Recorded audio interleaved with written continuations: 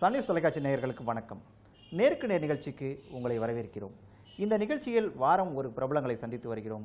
அந்த வகையில் இந்த வாரம் அதிமுகவில் நீண்ட காலம் இருந்தவரும் தற்போது திமுகவில் இருப்பவருமான பல கருப்பையா. வணக்கம் சார். நீங்கள் எவ்வளோ வருஷம் அதிமுகவில் இருந்திருக்கீங்க? 10 ஆண்டுகள். 5 ஆண்டு எதிர்கட்சியாக, 5 ஆண்டு ஆளுங்கட்சியாக, எம்எல்ஏயா. 10 ஆண்டுகள் அதிமுகவில் இருந்திருக்கீங்க.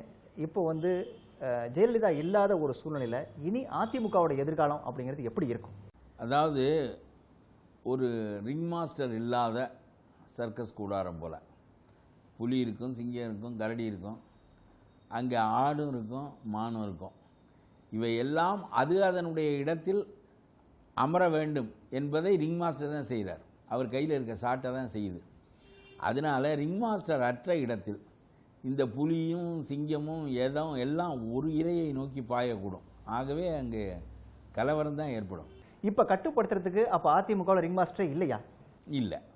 அது அந்த எம்ஜிஆர் காலத்திற்கு பிறகு எம்ஜிஆர் காலத்திலேயே வளர்ந்த ஜெயலலிதா இருந்தார்.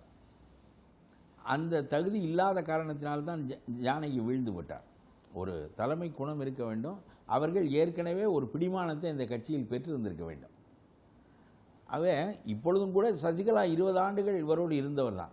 சசிகலா எல்லாரையும் ஏற்றுக்கொள்கிற ஒரு நபராக இருப்பாரா? இருக்கலாம். 20 ஆண்டுகள் அவர் ஏற்றுக்கொள்ளப்பட்டவர் தான். நான் இருக்கிறபோது கூட அவர் சின்னம்மா சின்னம்மா என்று இவர்களால் பேசப்படுவார். எல்லா மந்திரிகளும் அங்கே தான் போய் நிற்பார்கள். ஏனென்றால் ஜெயலலிதா எந்த காரியத்தையும் நேரடியாக அவர் ஈடுபட மாட்டார். அவருடைய ரெப்ரசன்டேட்டிவ், அவருடைய காரியங்களை அவருக்காக செய்கின்றவர். நல்லது கெட்டது வசூல் மற்றது எல்லா காரியங்களையுமே சின்னம்மா தான் மேற்கொண்ட காரணத்தினால் சட்டமன்ற தேர்தலில் யாரை நிறுத்துவது என்பது வரையிலும் கூட சசிகலாவினுடைய குறுக்கீடுகள் இருந்திருக்கின்றன. இன்றைக்கு இறந்தவுடன் எல்லாரும் இரவு நள்ளிரவில் ஒரு மந்திரி சபை பதவி ஏற்கிறது என்று சொன்னால் இவரால் அதை கொண்டு செலுத்த முடிவதற்கு காரணம் என்ன என்றால், power is the cementing force. அதிகாரம் எல்லோரையும் கட்டுப்படுத்தக்கூடிய தன்மையுடையது. ஏனென்றால் அதில் லாப நோக்கம் இருக்கிறது. அதை விட்டு வெளியே வந்துவிட்டால், நாம் ஆளுங்கட்சியாக இல்லாமல் போய்விட்டால், சிதறி போய்விட்டால் நம்முடைய லாபங்கள் அடிபட்டு போய்விடும் என்று ஒவ்வொரு எம்எல்ஏயும் மந்திரியும் கருதுகிற போது வேற்றுமைகளுக்கிடையே ஒற்றுமையை உண்டாக்கி கொள்ள நினைப்பார்கள். அதற்கு ஒரு மையமாக இருப்பதற்குள் அதிகமாக எல்லோரும் யாருக்கு கட்டுப்பட்டு பழகியவர்களோ அவருடைய தலைமையை ஏற்றுக்கொண்டு விடுவார்கள். ஆகவே சின்னம்மாவினுடைய தலைமை, சசிகலாவினுடைய தலைமை ஏற்றுக்கொள்ளப்பட்டிருக்கிறது என்பதில் மாற்றமில்லை. ஆனால் அரசியலை கொண்டு செலுத்துவது என்பது வேறு. அப்படியானா பன்னீர்செல்வம் அப்படிங்கிறது சசிகலாவால் உருவாக்கப்பட்ட முதலமைச்சர் தானா? இல்லை, இது சசிகலாவினுடைய தயவில் தானே இப்போ அவர் முதலமைச்சராக இருக்கிறார். சசிகலாவினுடைய ஒப்புதல் இல்லாமல் அவரால் முதலமைச்சராக முடியவில்லை. இல்லை, நீங்கள் ஜெயலலிதா இருந்த வரைக்கும் பன்னீர்செல்வம் ஒரு தலையாட்டி பொம்மை, ஒரு நிழல் முதல்வர் எல்லாம் சொல்லிட்டு வந்தீங்க. சரி, இப்போ ஜெயலலிதா இல்லை, இப்போ முடிவெடுக்கிற அதிகாரம் இன்னும் கூட பன்னீர்செல்வத்துக்கு வரலையா? வராது. என்ன காரணம் என்றால், அவர் ஏற்கனவே 2 முறை முதலமைச்சராக இருந்தபோது தன்னுடைய தலைமையை வலிமைப்படுத்தி கொண்டிருக்க வேண்டும். சுயமாக முடிவெடுக்கவும், சுயமாக காரியங்கள் ஆற்றவும், மக்கள் நோக்கத்தை வைத்து செயல்படவுமான வெளிப்பாடுகள், செயல்பட்டதற்கான வெளிப்பாடுகள் அவரிடம் இருந்திருக்குமானால் அந்த தலைமை நின்றிருக்கும். இப்பொழுதும் அவர் சசிகலாவினுடைய ஆதரவை ஒட்டித்தான் முதலமைச்சராக ஆகிறார் என்றால் அவருடைய எஜமானி மாறி இருக்கிறாரே தவிர அவருடைய போக்கு மாறவில்லை. ஆகவே ஜெயலலிதாவுக்கு என்ன பணியை செய்தாரோ அதே பணியை இவருக்கு செய்வார். இப்பொழுது சசிகலாவினுடைய கட்டளைக்கு அவர் எதிர்பார்த்திருக்கின்றவராக, காத்திருக்கின்றவராக அவர் மாறிவிடுவார். அது நல்லதில்லை, நாட்டுக்கு நல்லதில்லை.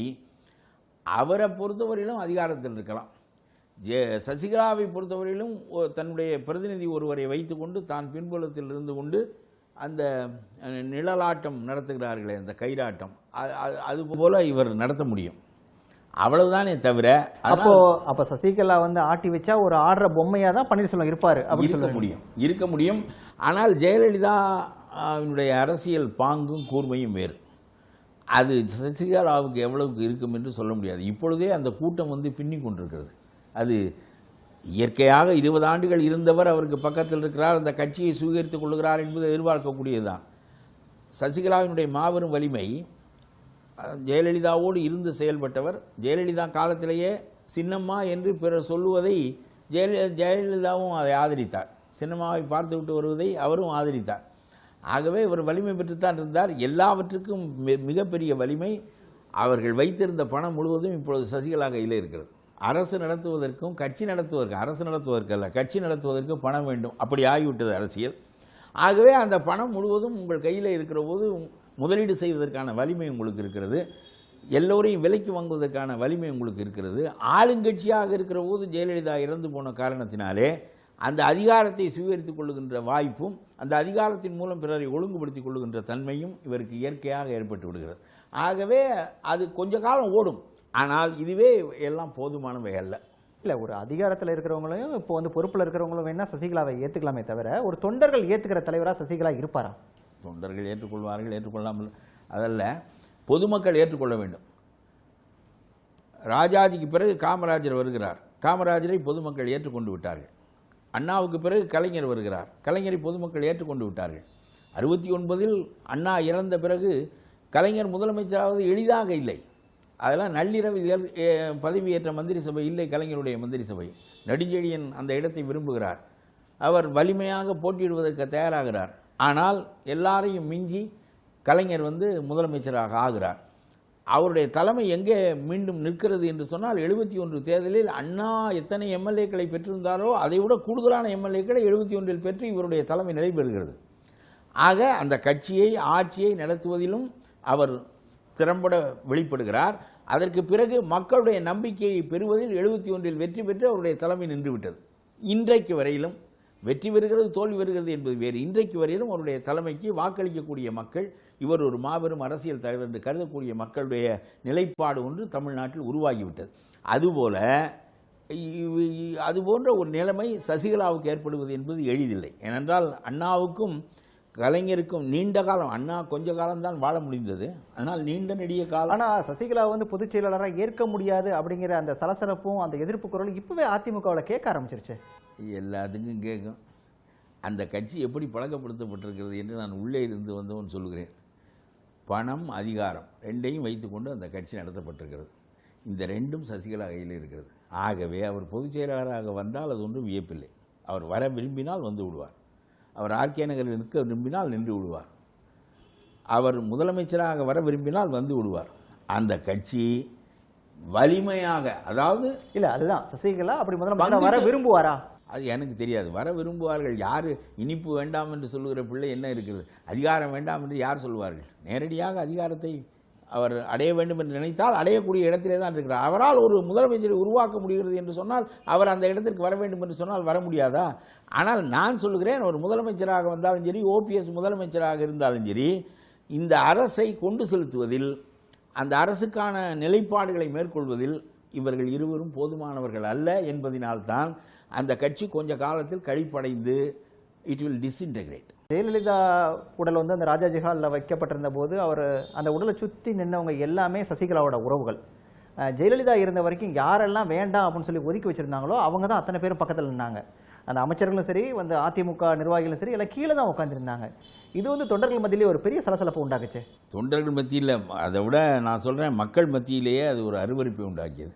நான் சொல்லுகிறேன், நான் அவரோடு வாழ்ந்தவள் என்று சொல்லி அவருடைய முகத்திலே ஒரு ஈவு அமர்ந்தால் அதை ஓட்டுவதற்கு ஒரு முனைந்தார் என்கின்ற அன்பெல்லாம் சிறந்தது தான். அதை செய்வதற்கான உரிமையும் ஒரு உள்ளவர் தான். எதற்காக அந்த சுற்றி இருக்கிற படை? அந்த அதிமுகவில் யாருமே கிட்டத்தில் இல்லை. எல்லா அவரை சுற்றி இருந்த பெரிய பரிவாரம் ஜெயலலிதாவால் நீக்கப்பட்ட பரிவாரம். அவர்களெல்லாம் உள்ளே வந்து விட்டார்கள். ஜெயலலிதா நீக்கியதற்கு மிகப்பெரிய காரணம் என்னென்றால், அவர் வாழுகின்ற காலத்திலேயே ஒருவேளை சிறைக்கு போய் தண்டிக்கப்படுகின்ற நிலைமை ஏற்பட்டால் அந்த ஆட்சியை எப்படி கைப்பற்றுவது என்று இவர்களெல்லாம் கூடி ஆலோசனை செய்தார்கள். அந்த சதி நிலையை மேற்கொண்டார்கள் என்கின்ற கோபம் ஜெயலலிதாவுக்கு. அதனாலே தான் இவர்கள் எல்லாம் நான் வாழுகின்ற காலத்திலேயே என்னை அப்புறப்படுத்தி விட்டு அல்லது என்னுடைய இயலாமையை பயன்படுத்தி கொண்டு ஆட்சியை பிடிக்க நினைக்கின்ற நீங்கள் என் மீது அன்புடையவர்கள் தானா என்கின்ற அடிப்படையில் அவர்களெல்லாம் நீக்கி வைத்தார். சசிகலா உட்பட நீக்கப்பட்டார். மீண்டும் சசிகலா சேர்ந்து கொண்டார். அவரும் சேர்த்து கொண்டார். அது அவர்களுடைய நிலைப்பாடு. ஆனால் அப்படிப்பட்ட அவர்கள், நீக்கப்பட்டவர்கள் இப்பொழுது மீண்டும் இவரை சுற்றி இருப்பதை இவர் தவிர்த்து கொள்ள வேண்டும். நம்முடைய அரசியல் அல்லது. நான் சொல்கிறேன், மக்களுக்கு என்ன நன்மை இவர்களால் உண்டாக்க முடியும்? நான் நம்பவில்லை. அது ஆட்சி திறன் என்பது வேறு, மக்களை மேம்படுத்துவதற்கான நிலைப்பாடு என்பது வேறு. அதை சசிகலா செய்ய முடியாது. ஆகவே அப்படித்தான் இருக்கும். இவர் பழகிய கூட்டம் அதுதான். இவர்கள் எல்லோரும் ராவணன் போன்றவர்களெல்லாம் ஒரு சட்டமன்ற உறுப்பினர்களாக நிறுத்துவதற்கு பலன் பெற்றுக்கொண்டு அவர்களுக்கு இடம் பெற்றுக் கொடுத்தவர்கள். இவர்களெல்லாம் கமிஷன் ஏஜென்ட்கள், புரோக்கர்கள். அப்புறம் மீண்டும் அந்த புரோக்கர்களை சுற்றி வைத்துக்கொண்டு இந்த அதிகார மையத்தை எப்படி நடத்துவார்கள்? அது படுமோசமாக நடக்கும். இல்லை, அந்த அதிகார மையத்தை எதிர்த்து கேள்வி கேட்க அதிமுக ஒருத்தர் கூட துணிச்சல் அப்போ இல்லையே. அதிமுகவில் எவனுக்கும் எப்பொழுதும் கேள்வி கேட்டு பழக்கமில்லை. நான் பொதுக்குழு நடந்து பார்த்துருக்கிறேன், செயற்குழு நடந்து பார்த்துருக்கிறேன், எல்லாவற்றிலும் நான் இருந்திருக்கிறேன். யாரும் கேள்வி கேட்கின்ற பழக்கமே அங்கே கிடையாது. ஆகவே கேள்வி கேட்பதே ஒரு குற்றம் என்று நினைக்கின்ற தன்மை அங்கே உண்டு. ஆகவே அது கேள்வி ஏன் கேட்கவில்லை என்றால் அப்படித்தான் அவர்கள் பழக்கப்படுத்தப்பட்டிருக்கிறார்கள். They are trained like that. அதனால் இன்னைக்கு திடீர்னு ஒரு முனைப்பு உங்களுக்கு வராது. அதே போல் ஜெயலலிதாவோட அந்த இறுதி நிகழ்வில் கலந்துக்கிறதுக்காக பிரதமர் மோடி வந்ததும், அவர் சசிகலா கிட்ட விசாரிச்சதுன்னு அந்த துக்கம் விசாரிச்சதும் சரி, அதே போல் வெங்கையா நாயுடு வந்து காலையிலேருந்து சாயந்தரம் வரைக்கும் அதே இடத்துல நின்றுட்டு சரி, பல்வேறு சர்ச்சைகள் அதுவும் கிளப்பியிருக்கு. இதில் என்ன சர்ச்சை? மீன் பிடிப்பதற்காக வந்தார்கள், அதுதானே ஒரு பெரிய வலிமை வாய்ந்த 60 ஆண்டுகளாக ஆர்எஸ்எஸ் ஒரு 100 ஆண்டு இயக்கம் இந்த நாட்டிலே வேரூன்றவே முடியவில்லை. பெரியாருடைய அண்ணாவினுடைய திராவிட இயக்கம் இங்கே வலிமையாக வேரூன்றிய காரணத்தினாலே இங்கே இந்துத்துவா வேரூன்ற முடியவில்லை. நுழைவதற்கு பெருமுயற்சி செய்தார்கள், முடியவில்லை. ஆனால் அவர்கள் சொல்லுகிறார்கள் பிஜேபியும் அதிமுகவும் ஒரு மாதிரியான கொள்கை உடையவை என்று. ஆனால் அதை ஜெயலலிதா வெளிப்படையாக காட்டிக்கொள்ள மாட்டார். திராவிட இயக்க உணர்வுடையவர் அந்த போர்வையிலே தான் அவர் செயல்படுவாரே தவிர பிஜேபியோடு நேரடியாக தனக்கு தொடர்பு இருப்பது போல் அவர்கள் வாழுங்காலத்தை சொல்லியிருந்தால் ஜெயலலிதா அதற்கு ஏதாவது பதில் சொல்வார். ஆகவே மீன் பிடிப்பதற்காக வருகிறார்கள். அங்கே இங்கே நமக்கு கட்சி இல்லை. அதிமுகவை நம்முடைய கைப்பாட்டில் ஆசீர்வதிக்கிறார். நம்முடைய சசிகலா தலையில் கை வைத்து ஆசீர்வதிக்கிறார். அந்த மீன் பிடிக்க வந்திருக்காங்கன்னு சொல்றீங்களா? இந்த மீன் சிக்கிறதுக்கு வாய்ப்பு இருக்கா? சிக்க இவர்களுடைய பலவீனங்கள், இவர்களுக்கு உள்ள இடர்பாடுகள், இவர்களுக்கு உள்ள தனிப்பட்ட இருண்ட பக்கங்கள் இவையெல்லாம் ஒரு அச்சத்தை ஏற்படுத்தும். ஆகவே வலிமையான மத்திய அரசாங்கம் அங்கே இருக்கிறது. அந்த அரசாங்கத்தின் தயவு இல்லாமல் இவர்கள் நடத்தக்கூடிய அளவுக்கு ஆற்றலானவர்களும் இல்லை. அப்போ நீங்கள் சொல்கிறத பார்த்தா பிஜேபி வந்து அதிமுகவை கைப்பற்ற வாய்ப்பு இருக்கா?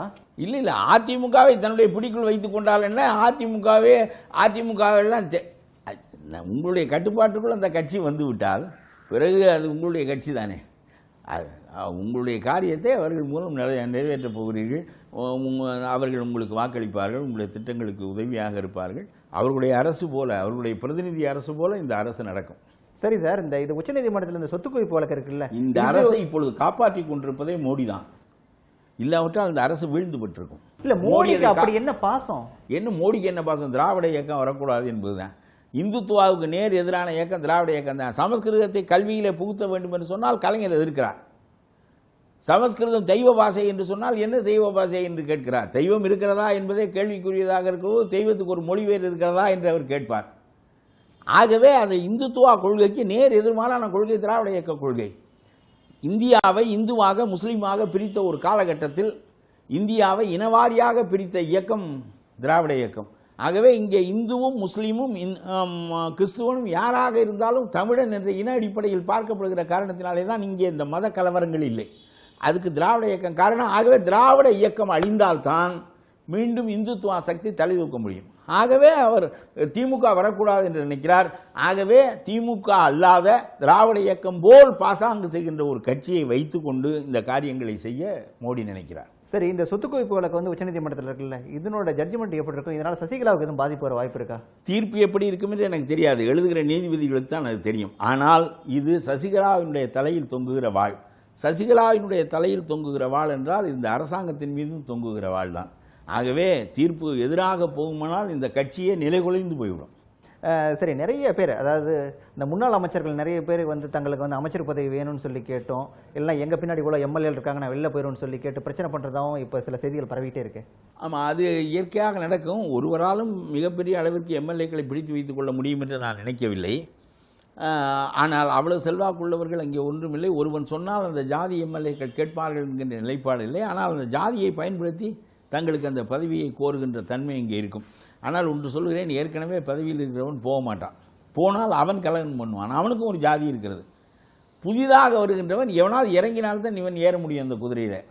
ஆகவே அவன் நான் ஏறவில்லை என்றால் கலகம் செய்வேன் என்பான், இவன் இறக்கி விட்டால் கலகம் செய்வேன் என்பான். ஆகவே இந்த குளறுபடியில் இந்த இயக்கம் சிக்கி ஒரு 6 மாத காலத்திற்குள் எவ்வளவு குளறுபடிகள் நடக்கப் போகின்றன என்று பாருங்கள். ஜெயலலிதா சிறைக்கு போன சமயத்தில் வந்து ஓபிஎஸ் தலைமையில் வந்து ஒரு அமைச்சரவை அப்போ பதவியேற்றாங்க. அந்த பதவியேற்பு விழாவில் பார்த்தீங்கன்னா பன்னீர்செல்வம் உட்பட எல்லா அமைச்சர்களுமே தேம்பி தேம்பிலாம் அழுதாங்க. ஆனால் இந்த முறை ஜெயலலிதா வந்து இறந்த பிறகு பார்த்தீங்கன்னா பதவியேற்ற விழாவில் வந்து யாருமே ஒரு சொட்டு கண்ணீர் கூட வலிக்கல. இதை நான் மட்டும் சொல்லலை, அதான் ஒட்டுமொத்தமாக இன்றைக்கி சோசியல் மீடியாவில் இது ஒரு பெரிய விவாதமாக போயிட்டுருக்கு. உண்மைதான். ஆனால் நள்ளிரவு மந்திரி சபை இது ரொம்ப இவ்வளவு களவாணித்தனமாக ஒரு மந்திரி சபை அமைக்க வேண்டிய கட்டாயம் இல்லை, பகலிலேயே அமைக்க முடியும். அது ஒரு பக்கம் இருக்கட்டும். ஜெயலலிதா உயிரோடு இருக்கிற போது ஜெயலலிதா இல்லாத மந்திரி சபையை ஜெயலலிதா சொல்லி அமைகின்ற போது, ஆகா பதவியை நாங்கள் விரும்புகிறவர்கள் இல்லை, நீங்கள் இல்லாத இடத்தில் நாங்கள் வேலை பார்ப்போமா, ஆகும்படியான ஒரு நிர்பந்தம் எங்களுக்கு ஏற்பட்டிருக்கிறது என்று தங்களுடைய முழு விசுவாசத்தையும் ஜெயலலிதாவுக்கு காட்டிக்கொள்ள ஜெயலலிதா இருந்தார். இந்த விசுவாசம் கண்ணீர் இதை காட்டிக்கொள்வது என்பது ரொம்ப கட்டாயமாக இருந்தது. அதாவது ஒரு மகிழ்ச்சியான ஒரு பதவி கூட எங்களுக்கு மகிழ்ச்சியை தரவில்லை என்றால், அம்மா நீங்கள் துயரப்பட்டு கொண்டிருக்கிறது எப்படி எங்களுக்கு மகிழ்ச்சி தரும் என்று சொல்லி கண்ணீர் வடித்து தங்களுடைய விசுவாசத்தை வெளிப்படுத்தி அம்மாவினுடைய நல்லெண்ணத்தில் இருக்க விரும்பினார்கள். இப்பொழுது அம்மா இல்லை, ஆகவே கண்ணீரை ஏன் வீணாக்குவோம் என்று விட்டுவிட்டார். அப்போ எல்லாரும் நடிச்சாங்களா? அப்புறம் என்ன, அதான் நடிப்பு தான். என்ன விசுவாசம், என்ன விசுவாசம், நம்முடைய சொந்த நன்மைக்கான இதெல்லாம் என்ன எல்லாருக்கும் தெரியாததா அது? சரி, அதிமுகவில் நீண்ட காலம் இருந்திருக்கீங்க, நீங்கள் இப்போ ஒரு பளிச்சுன்னு சொல்லுங்கள், அதிமுகவோட அடுத்த பொதுச் செயலாளர் யார்? அடுத்த பொதுச் செயலாளராக சசிகலா தான் வருவார். இயற்கையாக தான். ஏன் தெரியுமா, ஒரு ஒரு கட்சி நடத்துவதற்கு பெரும்பணம் தேவைப்படுகிறது. அப்படி ஒரு காலகட்டம் வந்து விட்டது. அது இயற்கை இல்லை, அப்படி ஒரு காலகட்டம் வந்து விட்டது. அது அவரிடம் இருக்கிறது. ஏற்கனவே ஜெயலலிதா காலத்தில் உள்ள பணமெல்லாம் அப்பொழுதே கருவூலம் சசிகலா தான். ஆகவே அவர் கையில் இருக்கிறது. அது அவருக்கு பயன்படும். தன்னுடைய பதவியை தக்க வைத்துக்கொள்ள, விலைக்கு வாங்க வேண்டியவர்களை விலைக்கு வாங்க, ஓய்க்க வேண்டியவர்களை அதிகாரம் கொண்டு ஓய்க்க, அதிகாரமும் இருக்கிறது, பணமும் இருக்கிறது. ஆகவே அவர் இயற்கையாக வந்து விடுவார். ரெண்டாவது, ஒரு 20 ஆண்டு காலம் இவர்களெல்லாம் போய் சசிகலாவிடம் ஒரு கால்வாசியாவது அவர்களும் குனிந்து வணங்கி அவரோடு ஒரு உறவு பாராட்டி வளர்ந்திருக்கிறார். ஆகவே அது ஒன்றும் பெரிய செய்தி இல்லை. இப்போ ஓபிஎஸ்க்கு செங்கோட்டையன் பணிய மாட்டார், செங்கோட்டையனுக்கு இன்னும் நத்தம் விஸ்வநாதன் பணிய மாட்டார். இப்படிப்பட்ட நிலைகளில் இவர்கள் எல்லோரும் பெரியம்மாவுக்கு அடுத்தபடி சின்னம்மா என்று இவரையும் பார்ப்பதை வழக்கமாக கொண்டிருந்தவர்கள் தான். ஆகவே எல்லாருக்கும் பொதுவான நிலையில் இவர் வருவது ஒன்றும் அரியதில்லை என்று தான் எனக்கு தோன்றுகிறது. இல்லை, எம்ஜிஆர் மறைவுக்கு பிறகு ஜெயலலிதா வந்து பொதுச் செயலாளராக வந்து முன்மொழிஞ்சதே நான் தான். இப்போ நான் சொல்கிறேன், அந்த இடத்துக்கு வந்து சசிகலா தகுதியான நபர் இல்லை, செங்கோட்டையன் தான் அந்த இடத்துக்கு தகுதியான நபர் அப்படின்னு சொல்லிட்டு அரங்கநாயகன் சொல்லிருக்காரு. அரங்கநாயகன் சொன்னதெல்லாம் நடக்கக்கூடியது என்ன என்றால் இதுதான் நடக்கும். அவர் யாருக்கு தகுதி என்று தான், தகுதி அடிப்படையில் தான் அதிமுகவில் எல்லாம் நடக்கிறதா? தகுதி தான் அடிப்படையாங்க. அப்போ எதன் அடிப்படையில் நடக்குது? மணி பவர், கவர்மெண்ட் பவர், ரெண்டும் யார் கையில் இருக்குது? செங்கோட்டையனுக்கு தகுதி இருக்குன்னா செங்கோட்டையன் ஒரு சின்ன மந்திரி பதவி வாங்குறதுக்கு அங்கே போய் அந்த அம்மாட்ட சின்ன அம்மாட்ட நிற்க வேண்டியதானே, நிற்க வேண்டிய நிலையில் தானே இருக்கிறார். அவர் practical politics I am speaking. அதனால் இவருக்கு தகுதி இருக்கிறது, அவருக்கு தகுதி இருக்கிறது என்பதெல்லாம் நம்முடைய குறுகுறுப்பான எண்ணங்களை வெளியிடுவதற்கு போதுமானவே தவிர, நடக்கக்கூடியது என்றால் சசிகலா தான் அந்த இடத்துல வந்து உட்காருவார். சசிகலா அந்த பாரத்தை தாங்குவாரா? அந்த கட்சியை நடத்துவதற்குரிய கொள்கைகளை உருவாக்கி கொண்டு ஒரு கொள்கை மையமாக எல்லாரையும் ஈர்க்கக்கூடிய பொதுமக்களுக்குரிய தலைமையாக அவர் இருப்பாரா என்பதுதான் கேள்வியே தவிர, அதனால் இந்த நாடு பயன்படுமா என்பதுதான் கேள்வியே தவிர, அப்புறம் போயஸ் கார்டன் யாருக்கு போகும்? அதெல்லாம் இந்த நாட்டை வழிநடத்த தெரிஞ்ச ஜெயலலிதாவுக்கு தன்னுடைய சொத்து யாருக்கு போக வேண்டும், அது மியூசியம் ஆக வேண்டுமா இல்லையா என்று ரொம்ப திருநாவுக்கரசு ரொம்ப வருத்தப்படுறாரு. அது திருநாவுக்கரசு சொல்லியிருக்காரு, திரும்பவும் தெளிவாக சொல்லியிருக்காரு, அந்த வீட்டை வந்து நினைவிடமாக மாற்றணும் அப்படின்னு சொல்லியெல்லாம். அது அவர்களுக்கு இல்லாத அக்கறை என்ன திருநாவுக்கரசுக்கு? அது நினைவகமாக ஆகிறது, நினைவகமாக அது யாருக்கும் அவரால் எழுதி வைக்கப்பட்டிருக்கிறது. அது அவர்களுடைய விருப்பம். எம்ஜிஆர் தன்னுடைய வீட்டை எப்படி செய்ய வேண்டும் என்று எழுதி வைத்து விட்டு போனார். எழுதி வைத்திருந்தால் அதை செய்யுங்கள். இதெல்லாம் நாட்டினுடைய கொள்கை, நாட்டினுடைய அரசியல், நாட்டினுடைய பொருளாதார நிலைமை, இன்றைக்கு நாடு எந்த நிலையில் இருக்கிறது, எந்த செயல்பாடும் மற்ற ஒரு அரசு இருக்கிறது. இதில் ஜெயலலிதாவுக்கு நினைவகமாக மாற்றுங்கள் அவருடைய வீட்டை, அவருடைய தோட்டத்தை என்னவாக மாற்றுங்கள், ஏடன் தோட்டம் போல மாற்றுங்கள் என்று சொல்வதுதான் ரொம்ப பெரிய அரசியலா என்று கேட்கிறேன் நான். இல்லை, ஜெயலலிதாவோட அண்ணன் பையன் வந்து இப்போ வந்துட்டார், உள்ளே வந்துட்டார், அவங்க சசிகலா குடும்பத்தோடு இருக்காரு. ஆனால் அண்ணன் பொண்ணை வந்து என்ன ஏற்றுக்காமல், அந்த தீபாவை என்ன ஏற்றுக்காமல் தொடர்ந்து அவங்க பிரச்சனை பண்ணிகிட்டே தானே இருக்காங்க. நான் சொல்கிறேன், 20 ஆண்டு காலமாக சசிகலா அந்த தீபாவை தள்ளி வைத்திருந்தால், 20 ஆண்டு காலம் ஜெயலலிதா வாழ்ந்த காலத்தில் இவர் போய் சேர்ந்திருந்தால் அவருடைய இடம் உறுதிப்பட்டிருக்காதா? இது சசிகலாவுடைய குற்றமா? இது ஜெயலலிதாவோட ஒட்ட முடியாமல் அந்த பெண் வாழ்ந்திருக்கிறார் என்றால் இப்போ போய் இவர்கள் நீக்கி விட்டது போல் ஒரு தோற்றத்தை ஏற்படுத்துவதெல்லாம் எனக்கு இதெல்லாம் ஆகாதது பூராவும் பத்திரிகையில் எழுதுகிறார்கள். அதாவது அதிமுக மாநிலங்களவை உறுப்பினராக சசிகலா புஷ்பா ஒரு மிகப்பெரிய குற்றச்சாட்டை இப்போ முன் வச்சிருக்காங்க. அதாவது ஜெயலலிதாவோட மரணத்தில் மர்மம் இருக்கு, அதுக்கு சசிகலாவுக்கும் தொடர்பு இருக்கு அப்படிங்கிறது தான் அவங்களோட குற்றச்சாட்டு. நீங்க இதை எப்படி பார்க்குறீங்க? எங்க சசிகலா என்கின்ற சாதாரணமான மன்னார்குடி பெண்மணி அரசியலில் மற்றவற்றில் இவ்வளவு பெரிய நிலையை அடைந்ததற்கு அடிப்படை ஜெயலலிதா தான். ஆகவே ஜெயலலிதாவிடம் அவர் ரொம்ப விசுவாசமாக இருந்தார், கட்டுப்பட்டு இருந்தார். அவரை வைத்து ஒழுங்காக வைத்தியம் பார்த்தார். அவர் மயங்கியவுடன் அவரை கூட்டிக் கொண்டு போய் 75 நாட்கள் வைத்து உலகத்தின் சிறந்த மருத்துவர்களை எல்லாம் கொண்டு அவரை காப்பாற்றுவதற்கு தான் ஒரு முயற்சி செய்வார். என்ன காரணம் என்றால் அவர் வாழ்ந்தால் தானும் சேர்ந்து வாழ முடியும். அவருடைய தோளிலே அவருக்கு இரண்டாவதாக இருப்பது பொறுப்புகளை ஏற்றுக்கொள்ளாமல் இருப்பது, வலிமை மிகுந்த தலைமையின் கீழ் இருப்பது. ஆனால் பொறுப்புகளை ஏற்றாமல் எல்லா சுகங்களையும் நாம் அனுபவிக்க முடிகிறது என்று சொன்னால் ஜெயலலிதா வாழ வேண்டும் என்று தான் அவர் நினைத்திருப்பாரே தவிர ஜெயலலிதா அவனுடைய சாவில் மர்மத்தை எல்லாம் உண்டாக்கக்கூடிய தன்மை உடையவரும் இல்லை, அத்தகைய முகமாகவும் எனக்கு தெரியவில்லை. நான் பழகிய வரையிலும் அப்படியெல்லாம் இல்லை. அதெல்லாம் சும்மா அவதூறுகள். ஆனால் ஒரு நமக்கு நாம் அவர்களால் பாதிக்கப்பட்ட என்னை கூட அந்த கட்சியிலிருந்து விலக்கினார்கள். ஆனால் அதுபோல் அவரையும் விலக்கினார்கள். ஆனால் அதற்காக நாம் எந்த எல்லைக்கும் போய் அவதூறு சொல்வது என்பது ஏற்புடையதாக இருக்க முடியாது. ஆனால் நான் அந்த கட்சியில் இருந்தவன் என்பதனால் சசிகலாவுக்கு ஒன்று சொல்ல விரும்புவேன். இந்த உங்களுடைய கூட்டத்தை நீங்கள் ஒதுக்கி வைத்துக் கொண்டால் பாதி சுமை உங்களுக்கு இல்லாமல் போய்விடும். நீங்கள் ஓபிஎஸ்க்கு என்ன உங்களோட அட்வைஸ், அவருக்கு என்ன சொல்ல விரும்புகிறீங்க? நம்முடைய பன்னீர்செல்வம் அவர்கள் இந்த ஓய்ந்து போன அதிகாரிகளை எல்லாம், பதவி முடிந்து ஓய்ந்து போன அதிகாரிகளை எல்லாம் மீண்டும் வைத்துக்கொண்டு கட்டி எழாமல் இவர்களுக்கெல்லாம் ஓய்வு கொடுத்து விட்டு நிலையாக இருக்கின்ற அதிகார வர்க்கத்தை சரியாக பயன்படுத்தி, ஷீலா பாலகிருஷ்ணனுக்கெல்லாம் என்ன வேலை, சாகிறது வரையிலும் யாருக்காவது ஏஜெண்டாக இருந்து தேவையில்லை என்று சொல்கிறேன். உண்மையான ஒரு முதல்வராக அவர் செயல்பட வேண்டும். நான் சொல்லுகிறேன், முதல்வராக இருந்து விட்டு போனார் என்பது அப்படியே அப்பா இவ்வளவு பெரிய பதவியில் இருந்தவர் அவர் என்று 10 பேர் சொல்லிக் கொள்வதற்கு தான் பயன்படும். ஆனால் அவர் முதல்வராக இருந்து என்ன செய்தார் என்பது வரலாற்றில் பதிவாகும். நீங்கள் சசிகலாவிற்கு விசுவாசமாக இருங்கள், அவர் நீங்கள் இந்த பதவியை அடைவதற்கு காரணமாக இருந்தார் என்று. அந்த விசுவாசம் மக்களுக்கு துணை புரிவதற்கும் முடிவுகளை எடுப்பதற்கும் தடையாக இருக்க தேவையில்லை. அப்பொழுதும் அது தடைதான் என்றால் அந்த பதவியால் உங்களுக்கு எந்த பயனும் இல்லை. சரி, கடைசியாக ஒரு கேள்வி. ஜெயலலிதா 75 நாட்கள் அப்பல்லோ மருத்துவமனையில் இருந்த அந்த நாட்கள் எல்லாமே ஒரு மர்ம நாட்களாகவே கழிஞ்சிச்சு. அதே போல் இந்த மரணத்திலையும் ஒரு மர்மம் இருக்குது அப்படிங்கிற பேச்சு தொடர்ந்து எழுந்துகிட்டே தான் இருக்குது. இது நீங்கள் உங்களோட பார்வையில் எப்படி பார்க்குறீங்க? நான் அவர் உடல்நலமற்றிருந்தார், சசிகலா உண்மையிலே அவரை சரியாக கவனித்து கொண்டார் என்று தான் நான் நினைக்கின்றேன். எனக்கு சசிகலாவின் மீது அத்தகைய ஐயங்கள் கிடையாது. அவரை வாழ வைப்பதற்காகத்தான் அவர் லண்டனிலிருந்தெல்லாம் மருத்துவர்களை கூட்டிக் கொண்டு வந்து தான் செய்தார். ஆனால் நீங்கள் அடிப்படையில் ஜெயலலிதா ஒரு நடிகை, ஒரு குறிப்பிட்ட தோற்றத்தில் தான் காட்சியளிப்பார். அவருடைய முடி நரைத்திலிருந்து பார்த்தவர்கள் இல்லை. அதுபோல அவருக்கு இறப்பின் போது கூட அவரை அந்த முக ஒப்பனைகளோடு அவரை அடக்கம் செய்வதற்கு வைத்திருந்தார்கள் என்பது தவறானதில்லை, இயற்கை. இப்பொழுது நீங்கள் நம்முடைய கலைஞரை கைதியோடு பார்க்கலாம், சும்மா சவரம் பண்ணாமல் பார்க்கலாம். அதுபோல் எம்ஜிஆரை பார்க்க முடியாது, அதுபோல் ஜெயலலிதாவை பார்க்க முடியாது. அது அவருடைய இயல்பு. ஆகவே இதில் பெரிய மர்மங்கள் ஒன்றும் இல்லை. அதாவது அவருடைய நோய் நிலையில் அவரை வெளிப்படுத்த இவர்கள் ஜெயலலிதா விரும்பி இருக்க மாட்டார் என்பதினால் அந்த தோற்றத்தை வெளிப்படுத்தாமல் கொள்ளாமல் இருந்திருப்பார்களே தவிர கடைசி நேரம் வரையிலும் அந்த போராட்டம் அவரை காப்பதற்காக நடந்தது. அதிலே சசிகலா சரியாகத்தான் நடந்து கொண்டார். அதிமுகவில் அடுத்த 6 மாதங்களில் என்னென்ன நடக்கப் போகிறது, அதேபோல் முதலமைச்சராக பொறுப்பேற்றிருக்கும் பன்னீர்செல்வம் செய்ய வேண்டியது என்ன, மத்திய அரசு அதிமுகவுக்கு தூண்டில் போடுவது எதற்காக, இப்படி பல்வேறு கேள்விகளுக்கும் பளிச்சென்று பதில் சொன்னார் பழ கருப்பையா. இந்த நிகழ்ச்சியில் பங்கேற்றமைக்கு நன்றி சார்.